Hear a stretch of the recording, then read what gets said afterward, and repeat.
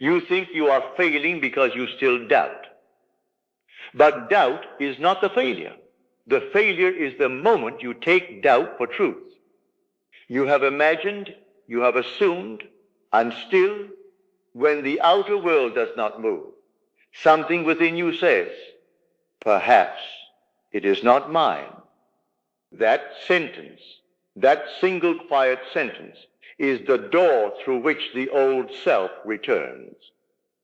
Tonight I will give you something simple, not to force belief, not to argue the mind into submission, but to show you how to stop bowing before the evidence of yesterday and begin living from what you have already accepted within. The first thing I would have you understand is this. Your desire is not somewhere distant, moving toward you through space. The state in which your wish is fulfilled already exists. Creation is finished. Every condition, every expression of yourself already exists. You do not create it by strain. You enter it by assumption. You occupy it inwardly until the outer world, compelled by law, reflects what you have accepted as true. This is where most fail. They believe imagination is a place they visit and then return from to check whether it has worked. But imagination is not a place you visit and leave. It is the only reality there is. If I imagine myself provided for, chosen, at peace, and then rise from that inner act, still asking, but is it really mine? I have not assumed. I have only hoped. The world does not answer your wishes. It does not answer your fear. It answers one thing only, your state of being. Therefore, if you would see a new world, you must cease carrying the old name within your heart. I want to tell you about a man who came to one of my lectures. He had a problem he believed no force on earth could touch, not a problem of health, not a problem of money, though money was part of it. His problem was identity. He had lived for so many years inside a feeling of limitation so deep, so familiar, so confirmed by everything around him, that it had become the only thing that felt true about himself. He sat before me and said, "This cannot be changed." I did not argue with him. I told him only this, that no condition in his outer world could remain unless he from within continued to call it forth. The secret being inside him, the sum total of everything he had consented to, everything he had believed since childhood, was the only architect of what appeared before him. Not the world, not other men, not circumstance. Then he went away, and he wrestled with himself, not for a day, not for a week, for 3 years. 3 years of disentangling the feeling of I from the fixed beliefs he had worn so long they felt like skin. And then one morning he returned and showed me what those 3 years had produced. I asked him, "How did you know when the shift had happened?"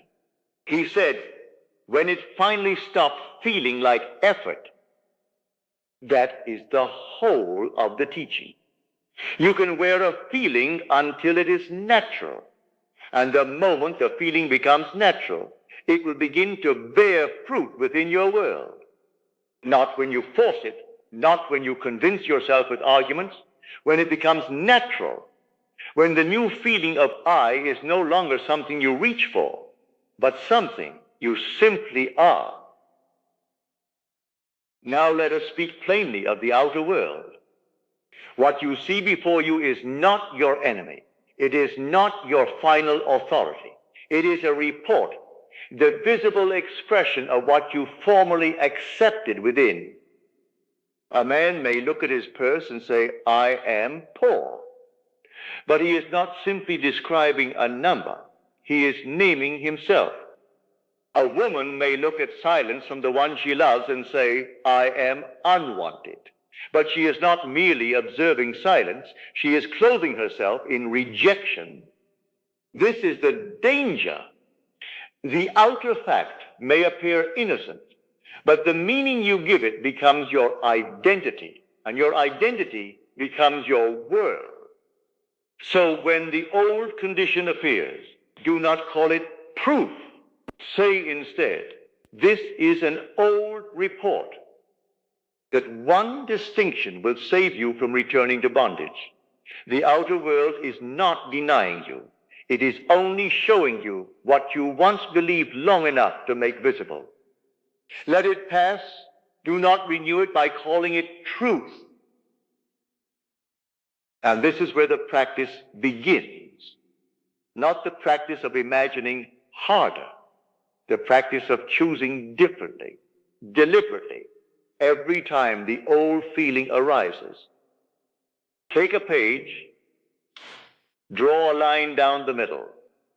On the left side, write what the outer world is asking you to believe. Write it plainly, without ceremony. The debt that has not moved, no matter how hard you have worked. The body that wakes each morning carrying the same pain.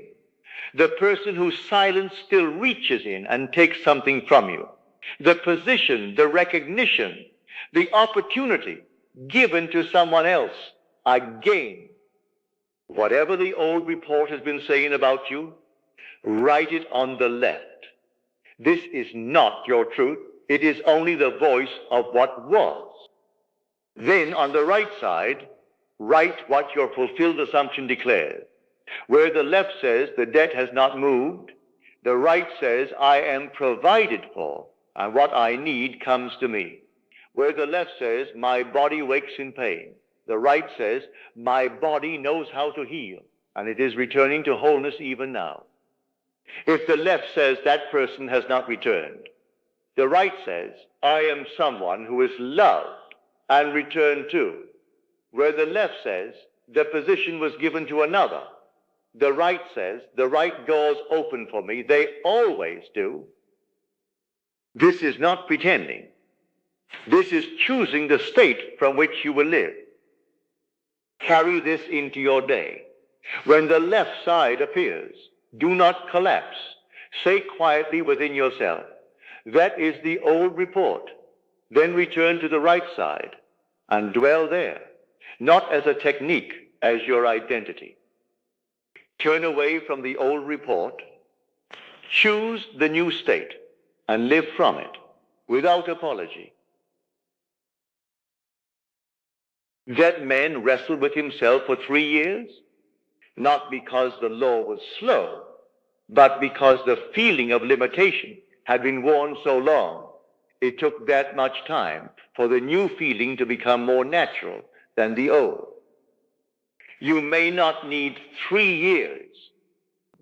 You may need 3 weeks or 3 days. I cannot tell you how long, but I can tell you how you will know.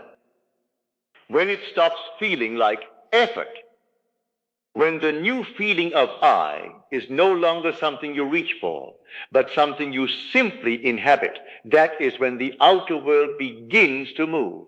Not before, not after, exactly then.